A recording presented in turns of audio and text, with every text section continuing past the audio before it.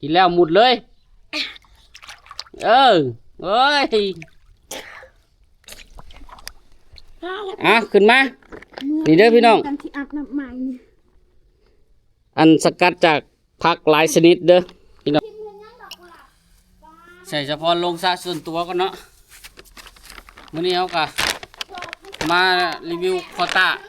คอลลาเจนคูต้าบอกคอต้าคอลลาเจนบ่เคยแม่นบ่มาในตู้มื้อนี้สาวไปเข้าพินว่าพี่นี่ล่ะเฮ้ยจังบ่มือเด้อกินนมเหี่ยวเด้อยืนนมข่อยเด้อยืนน้ำตัวน้าได้หรือเปล่าบ่มือเด้อมือในพองเด้อถ้าถ่ายอยู่นี่ก่อนเด้อเอาเมื่อเลยโลดก็ได้เมื่อเลยปะเอาเมื่อไปพุ่นแล้วก็ออกพุ่นเลยไปเราเอาอีไปเข้าให้ไปพุ่นกัน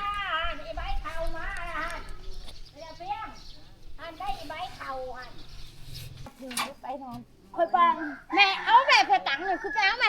ไปตากมันน่ะไปไหมมันก็เชี่ยไงมันกับนี่ถ้าน้อยพอคอยกดมันอีพอว่าอยู่ในเฮือนนั่นแหละเจ้า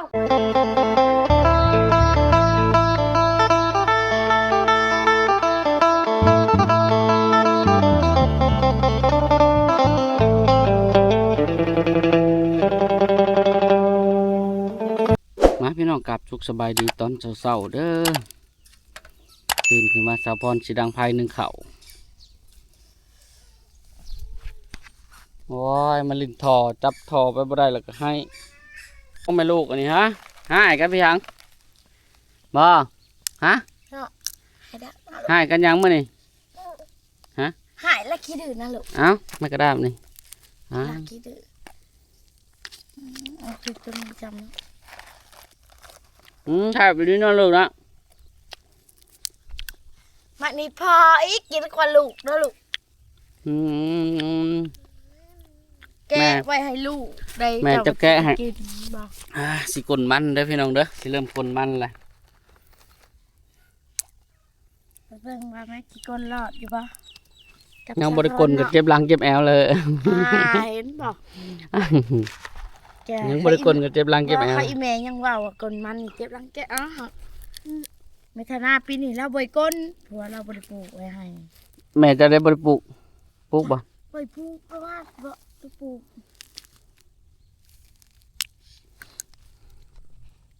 นี่นะลูกนี่นะนี่อ่ะแม่วัดแกะให้เนาะปวดเข่ากับไปแล้วไปประกวดนะนี่เจ้าน้อยยังกว่า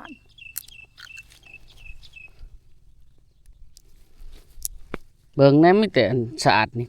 เต็มในปากนี่ว่าเบิ่งแม่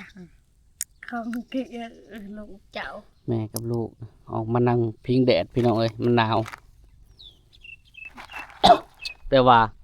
ลายเต็มตั้งผ้าลายเฮ็ดด้วยพี่น้องจักเฮ็ดยังออกลายเฮ็ดนะเฮ้ย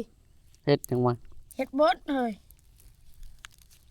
ทอดเฮ็ดยังจำนวนผัดย่างเก็บตีนอีก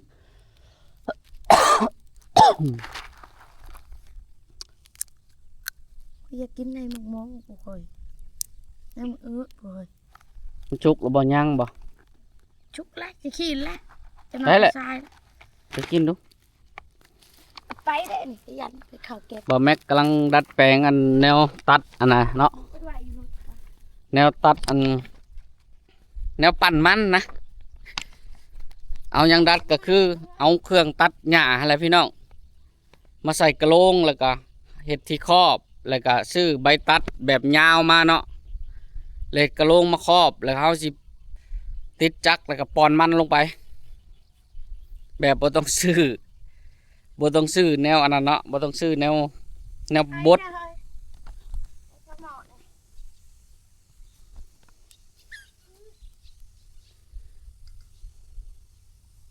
เขาสิเฮ็ดแบบบ่เปลืองเงินหลายปานใดเนาะแนวบดมันเฮาอยู่เพิ่นสิจมแล้วยังบ่เห็นหนาวอยู่จังน้อย แล้วเจ้าว่าที่เพิ่นสิจมแล้วเฮาหนึ่งข้าวยังบ่ชุบเฮาบ่เมื่อข้าวชุบนึ่งข้าวยังพู้นแหละ ป้าพี่น้องเดี๋ยวเราไปเห็ดแนว เฮ้ยขางเดียวจัดไป อย่าจะไปใส่เองรถ งะยุบเฮ้ยงะยุบไปไม่ไปใส่นะน้องพายใส่หมอกเขา โอ้ยเนาะ มึงใจมึงงะยุบ พี่น้องโอ้ยเจ็บดิสเก็ตอันเล็กแทงเข้ามืออ่ะแนวดัดแปลงเฮาดัดแปลงกันยังก่อนแนวบดมันพี่น้องแล้วเลยเด้อนี่เฮาก็ใส่ใบตัดมาบัดนี้นี่ก็คือใบตัดโคตรคมเลยเด้อนี่ครับผลมาจุบเจือเฮาเจียมาเบิร์นมาเลยนี่ใส่นี่ไปแล้วก็ติดจักรหมดแล้วบัดนี้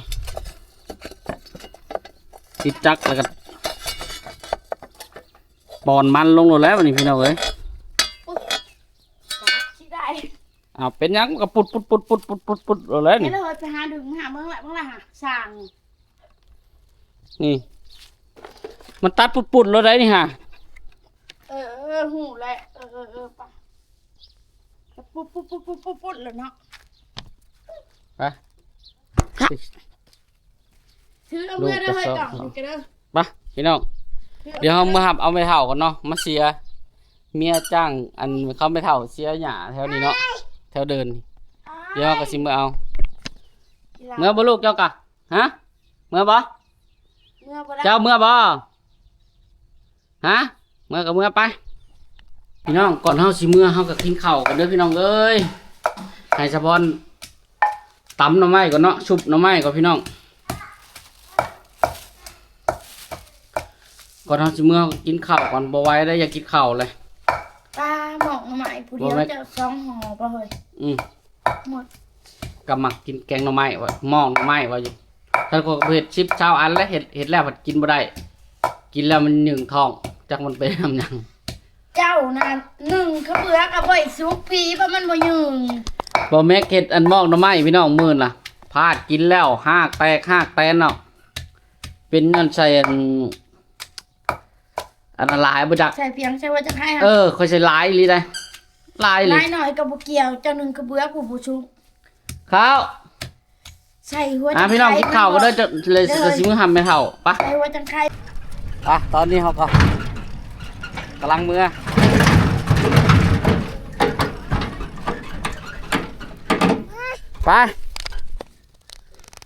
ไปขึ้นมา ติงให้แน่เฮ้ย เพิ่นบ่จื้อพ่อติบ่ เฮ็ดปันหน้าโคนโลด ขึ้นมา เฮ็ด จื้อบ่จัก อุ้มมาก็บอก บ่แล้วนั่งน้ำเจ้าเลยอู้เมา มาอุ้มมาขอขึ้นก่อน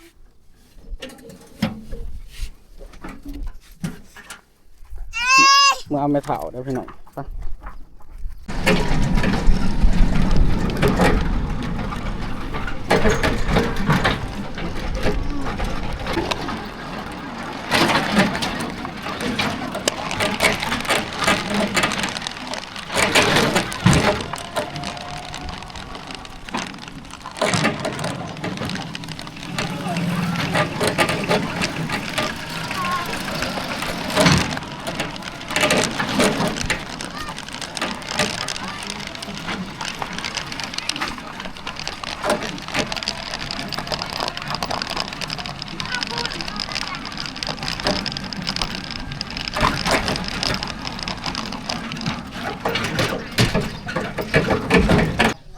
มาถ่ายอยู่นี่ก่อนเด้อ เอาเมื่อเลยโลดก็ได้ เมื่อเลยปะ เออ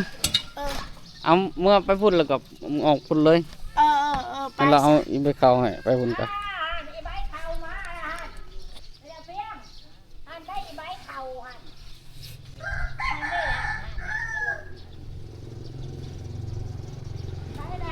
ยังจะหายบ่ ลงไปหาแม่ตู่นะเฮ้ยเอาลงไปหาแม่ตู่นะแม่ตู่น้อง บ่ลูกหึหายเฮ็ดจังไดหึ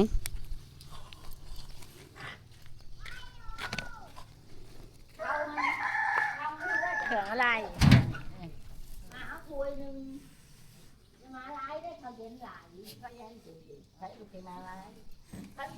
รู้ว่านั่งหน้าน้ำเผาบ่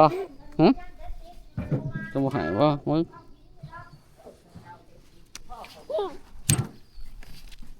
แห่ ว้า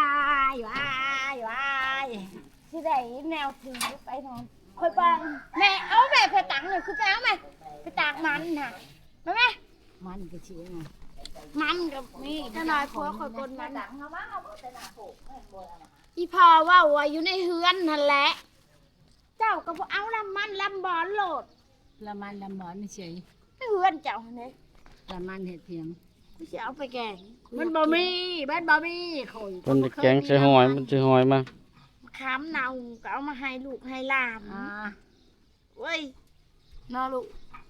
ให้มาสุดทางอันนี้กัน เอาของเขาอีกนั่นไง หวานเลยเฮ้ยในมันไหวขวดได้ไหมฮะนะ จะละเดียวนึงเท่านี้ไอ้ชื่อฮันไอ้ปังพี่ได้ใบข่าวได้ใบข่าวพี่พูมไปใช้ไม่ถูก เฮ้ยอุ้มไปเบิ่งดู ลุกเลยเจ้าน่ะบ่ลุกก็ดี มามาก็สิอุ้มไปลอง เบิ่ เบิ่ ง ง เบิ่งยังไม่ให้มันก่อน มันอยากเห็นอยู่ได้หลานมันอยู่ได้ลำหมอนลำมันกับบุมีเนาะแกงใส่หอยแกงขึ้นยากมันมีขนาด บ่มีละมัน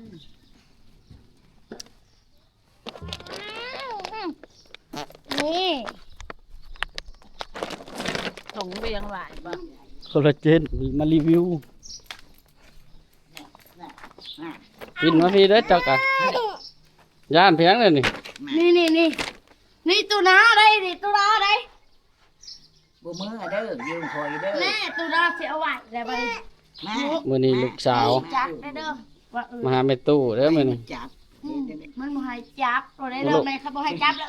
โลก มาหาแม่ตู้มื้อ จะ นี้ ไล่มือจะโดนได้ ลูกสาวไปเข้า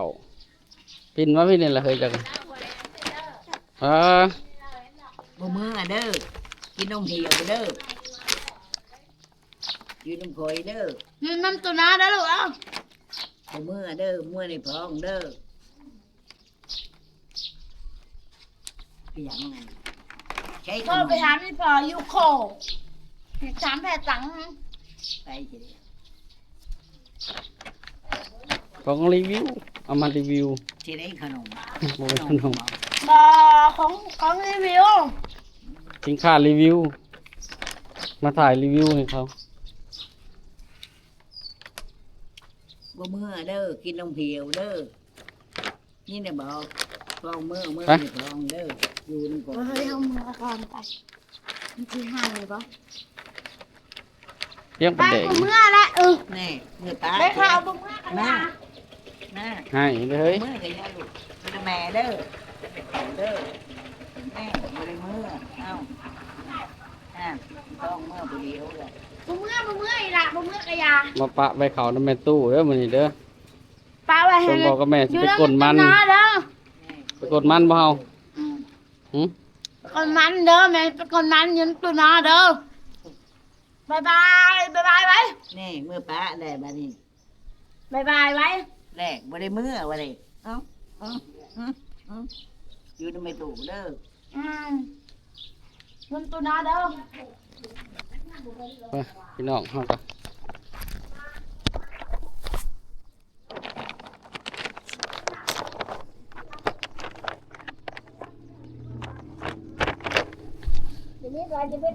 นี่เด้อพี่น้องผู้ใดอยากอันแบบอันกินของแบบของมันของข้าวกินแบบเหล้าเบียร์เข้าไปอยากให้มันสะล่างลำไส้ลงเนาะอย่าลืมตัวนี้เด้อพี่น้องเด้อแล้วก็อันนี้ช่วยเรื่องผิวขาวเด้อแล้วก็ช่วยเรื่องกระดูกเด้อพี่น้องเด้ออย่าลืมไปสั่งซื้อกัน กระเพาะไม่ค่อยจะให้ซื้อให้หลายไปได้เสร็จ บ่จักแหล้วเขาเอาให้รีวิว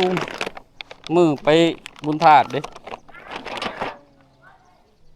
เขาจ้างรีวิวแล้วก็ถ่ายเขามันกินเลยขี่แล้วได้นี่ไหนกินช่องหนึงนี่เที่ยวเข้าขี่หาวเถื่อพวกนั้นแบบมันล่างลำไส้นะ เป็นเปาะลงขึ้นมา อืม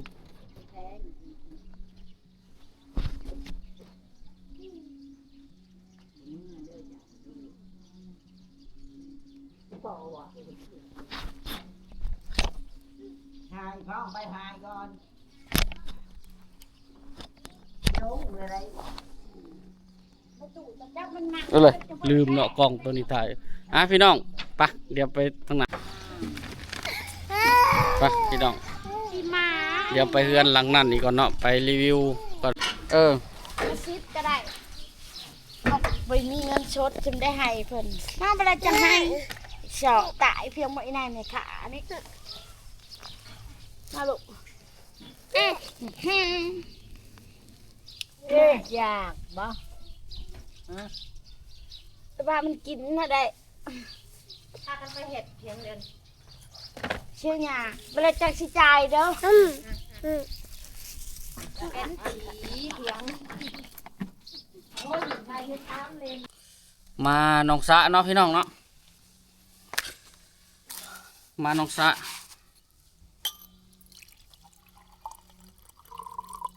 มันได้ทิมเงินยังดอกกุหลาบ ใส่เฉพาะลงสะส่วนตัวก่อนเนาะมื้อนี้เขาก็มารีวิวคอต้าคอลลาเจนคูต้าบอกคอต้าคอลลาเจนบ่เคยแม่นปะแม่นบ่เขาว่าถือฮะ คอตาคอลลาเจน คูต้าคอลลาเจนบ่เฮาก็ บูตาคอลลาเจนนั่นแหละบูตาคอลลาเจนมาเคยกินว่า เดี๋ยวสิให้เฉพาะลงไปลอยน้ำสะส่วนตัวเนาะ คุณบูไปเอาอัน ฮะ อันนั้นกันเด้อไปเอาห่วงยางกันเด้อ สีเขียวพี่น้องซอยเรื่องเฮ้ยซอยเรื่องอัน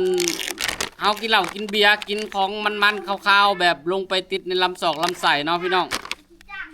5,000มาลงเด้อ อันนี้กินตอนแรงตอนเช้าขับถ่ายออกเบิดเนาะพี่น้องแล้วก็สร้างไขมันแล้วก็เฮ็ดให้พุงยุบอีกพี่น้องเลยเจ้าของเขาอยากเห็นเขาอยากให้สะพอนมาลงน้ำแบบกินในน้ำเลยนะแบบขาบลงไปกินในน้ำมานะโอ้ยสีเขียวอีกเลยลืมเนาะ โอ้ จับกดจับมาเถอะป้าได้ดอกกุหลาบอีกเฮ้ยมาอยู่ทางนี้ดูพาลูกมาอยู่ทางนี้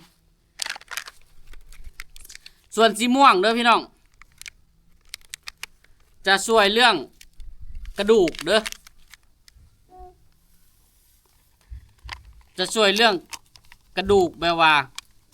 ซอยให้กระดูกเฮาแข็งแรงแล้วก็ผิวขาว ลูกจ้ามันบริอยากอยู่แล้วจ้ามาเบิ่งเอา ไปลงเจ้าฮะ ลงจับไว้ลูกนี่ ใช้โทรศัพท์ก่อน นี่จะมาจับไว้ลูกนี่ ให้เขาอีเมลเอานะเขาอีเมลมาเอาน้ำแหละค่อยสิไทย แม่มาเอาลูกคอยก่อนนะมาเอาหลาน เอาลูกให้แน่เอาให้แน่น้อยหนึ่ง ยามันนะเอาจมไปมันสิตกลงน้ำนี่นะมาไว้คอยเห็ดเวียกให้มันแล้วก่อนให้มันเอาไปเลยเลยถุงหนึ่งอ่ะ บ่แล้วที่รีวิวบทสองอยู่ในน้ำนี่เนาะ ไปเอา เอาหมูเอา อุ้มมันไปหลดไงอุ้มไปหลด เออ หนาวเลยเดือดป้าเลยแดง ไปลง เห็ดดอกกุหลาบ ปอเอาลงจ้าเอาลงเอาส่งเสร็จเลยเนาะสะจอก มาเด้อหมูเคยชิไลไปเอาห่วงยางให้เบิ่ง อ่ะ รับรองว่าหนาวอีหลีอะเหรอมาโอ้ยโอ้ยโอ้ยหนาวอะ ก็ดอกกุหลาบนะพี่น้องขึ้นละลายเนาะถึงน้ำกุหลาบตัว กุหลาบยางเอาให้ได้เนาะ มาบัดนี้เอาห่วงยางมาเอาห่วงยางมา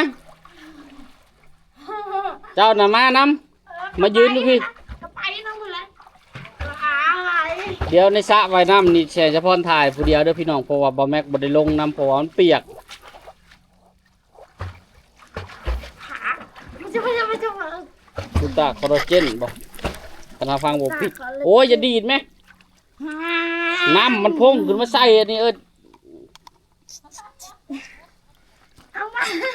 มา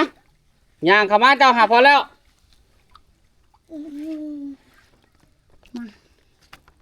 อ่ะบอกก่อน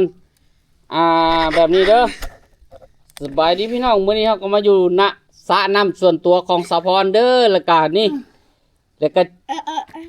วก็มีโควต้าคอลลาเจนช่วยเรื่องปรับผิวขาวแล้วก็กระดูกให้แข็งแรงบัดนี้เข้าใจบ่ โอเค อ่ะจับ คุยสบายดีก่อนไหม แล้วค่อยจึงยืนให้เนาะเอาย้ำมาพี่กลางย้ำมาพี่ใกล้พี่3 2 1โอ้ชื่อเคยเชื่อเจ้าน่ะมันสิบ่แบนบ่มันเห็นฮอดอันนั้นเจ้า เห็นหน้าเพียง ฮะ เห็นหน้าเพียง เห็นฮอดนมเมยแล้วมันสิบ่กล้องมันสิบ่อันน่ะบ่ บ่ เอาลงอะนะ มันเห็นในหน้าเสือซื่อๆติมันบ่ทะลุหรอวะ โอ้ทะลุเอาแหละ ไม่ใช้ถ่ายรูปอีกค่อยเบิ่งก่อนว่ามันทะลุบ่ค่ะมันบ่ทะลุ อ่า ใช่เบิ่งดู บ่ทะลุบ่ สิได้ บ่ทะลุก็บ่ทะลุไปหวังว่ากล้องสิบ่เห็นเนาะไปพี่น้องเอ้ยเอาเด้อหยุดเอาย้ำมาพี่อีกหน่อยนึงย้ำมาพี่ ไม่น่าอะไร มาเด้อพี่น้องมาลินน้ำสาวพรอยู่สระส่วนตัวมือนี่สระส่วนตัวของสาวพรกับชิลินอยู่คู่มือวันนี้ แล้วสาวพรก็มีกูต้าคอลลาเจนช่วยเรื่องผิวขาวและก็กระดูกเลยเอา3 2 1 สบายดีอัน FC ทุกคน เอาไม่บ่เว้า FC บ่เว้า นะสบายดีอันทุกคนว่าสิ สบายดีทุกคนมื้อนี้สาวพรก็มาลินน้ำอยู่สระส่วนตัวเอา3 2 1 สบายดีทุกคนมื้อนี้สาพรกับมาลินน้ำอยู่สระไว้น้ำส่วนตัวอันเฮือนสาพรบ้านอาจารย์มาเด้อมื้อนี้สาพรก็มีอันแนวมาแนะนำดีๆมีคูต้าคอลลาเจน จะคูต้าคอลลาเจน เอา อันช่วยอันเรื่องผิวขาวแล้วก็กระดูกเนาะช่วยได้ช่วยหลายอย่างอยู่เนาะอันกินแล้วก็อันขี้ ดีต่อผิว ดีต่อผิวพร้อมแล้วก็ขี้ง่ายอีก ผิวขาวเด้อพี่น้องเด้อ ผิวขาวอีก มื้อนี้ก็สาวพรมาลินน้ำอยู่สระส่วนตัวบ่ มาลินน้ำอยู่สระส่วนตัวกับโอ้ยหนาวแต่กะอยากมาอัน กินแหละ เนาะมาเดี๋ยวสิกินให้เบิ่ง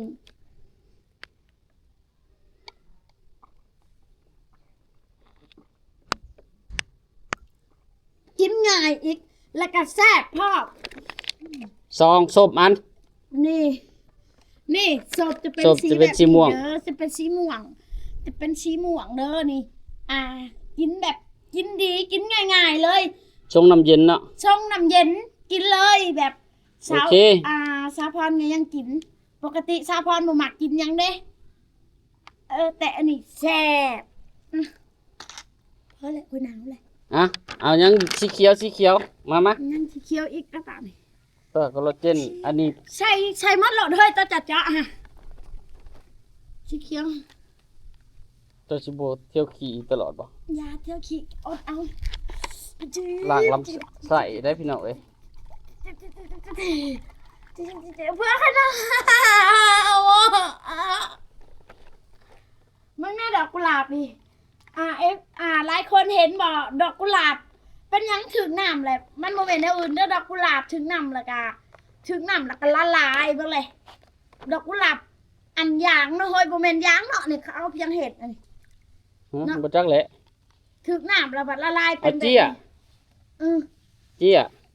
หลายคนอาจสิคิดว่าโอ้ยน้ำเฮ้ยบัดที่นี่มุดน้ำขึ้นมาแล้วก็จ๊ะเอชาไว้ดำจ้าพร โอ้ยคนน่ะ มุดมามุดน้ำขึ้นมาแล้วก็จ๊ะเอพี่น้องมาอาบมาลินน้ำอยู่สระไว้น้ำสาวพรเด้อนี่ และยังมีสิ่งดีๆนี่ก็คือ คอลลาเจน คอลลาเจนอันนี้ คือล่างไขมันออกจากลำไส้ เจ็ด จักชื่อคือกันบ่ค่อยกับบ่ฮู้จักค่อยฮู้จักชื่ออันเดียวนี่ คือกันหมดเท่า เสื้ ไห อ ร่ สี อันเดียว นี่ กันต่างแต่ว่าสีมันซื่อ สีเขียวบ่อันนี้มันก็ช่วยเรื่องกระดูก อันนี้มันก็ช่วยเรื่องอันล่างลำไส้ ใหญ่ได้ เอาก็ยับมาติ หมูหนาวนี่เป็นแล้ว กระพังค่อยบอกน้ำมุดลงไปแล้วก็โผล่ขึ้นมาจ๊ะเอแล้วก็มาลินน้ำอยู่ชาวพรเด้อผู้ใดอยากมาก็มาได้ แล้วก็ชาวพรมี นี่มีตัวสวยอีกล่างลำไส้เห็นในพุงยุบแล้วก็สกัดมาจากผักหลายชนิด มา3 2 1หมุดลงไป จ้ามาลินน้ำน้ำชาพาเขาละสระว่ายน้ำนี่สระว่ายน้ำชวนตัวผู้ใดอยากมาได้เด้อ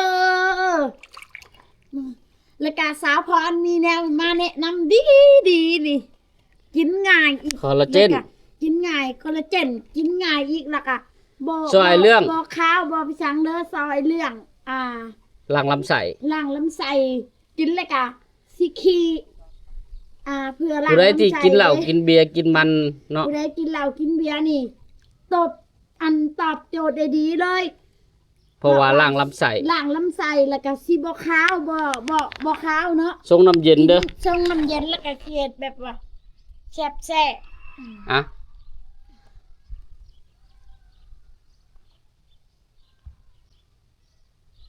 กินแล้วหมุดเลย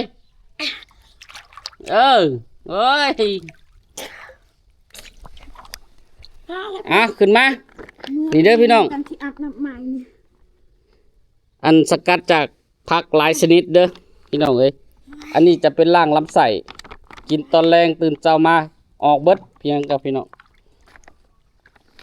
ไป ไปถือมือเลยจอกกัน บ้าบ่ ไปพี่น้องคลิปรีวิวคอลลาเจนเด้อพี่น้องเด้อเฮากระถ่ายหลายคลิปเติบเลยแหละ เมื่อปรีกำลัง ไป หัวใหม่แล้วเหม็นเลย เอาเม้นแล้วน้ำเบึงเนี่ยพี่น้องเอ้ยน้ำตั้งแต่สงกรานต์พวกนี้ ข้าวเหนียวฮดกับปลาข้าวเหนียวกับปลาหนัก สะสนโตสะพรป้าพี่น้องมาพอกันอยู่บ้านตอนนี้ก็มาฮอดบ้านแล้วพี่น้องคลิปนี้ก็จบได้อบ๊ายบาย